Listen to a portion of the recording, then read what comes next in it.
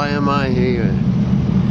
Well, a while ago I restored an 8-wheel drive similar to an Hillcat, a Hillcat, a Scottish vehicle that's made in Scotland, and I put it on a group for them, and this guy said, oh, I've got one of those, not moved for 2 years, and I said, well, send me a couple of pictures, I might buy it off you. So I got in touch with him, and he said, to be honest, if you can be bothered to come over and get it, you can have it. So I said, okay, where are you? He said, I'm on Lewis. There's a Harris and Lewis, which is out of Hebrides. So I thought, yeah, I'll give that a go. And it's a bit of a trip down memory lane, because we used to come up here as kids with my mates, mum and dad, in the late 70s when we were teenagers.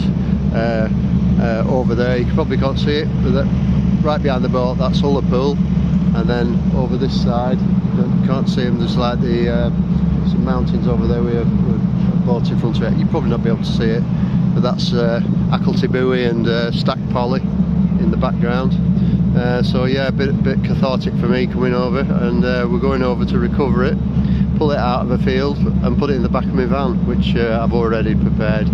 So I'll put a lot of pictures on, and let's see how we get on. It's a bit of a trek to get up here. It's about 7.5 hour drive. I drove through the night last night and slept at the ferry port in the back of the van. But the best time to travel really, because it was faultless really. It was best, you know. I'm glad I did it. Well, let's see how we get on.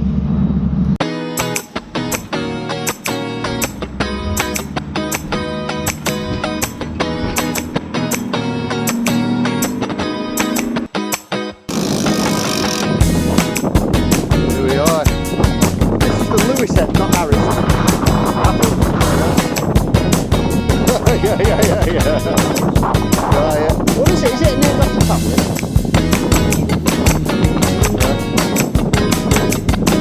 Right.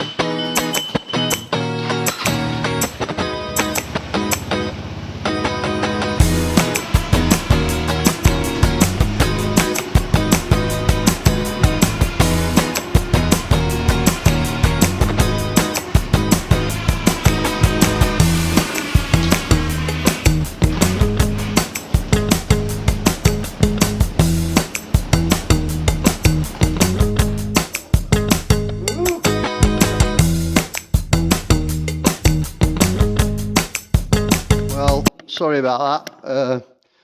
It was jammed against the side and I couldn't get it out with the winch. It was just locked in, so I had to lift it up with a jack and pull it sideways, and as soon as I got it straight it rolled out, but I knew it was going to do that, so I just got out of the way and let it go into the front of the quad. But it did suffer a little bit of a dint, but I'll have to get that out. But hey ho, and there we go.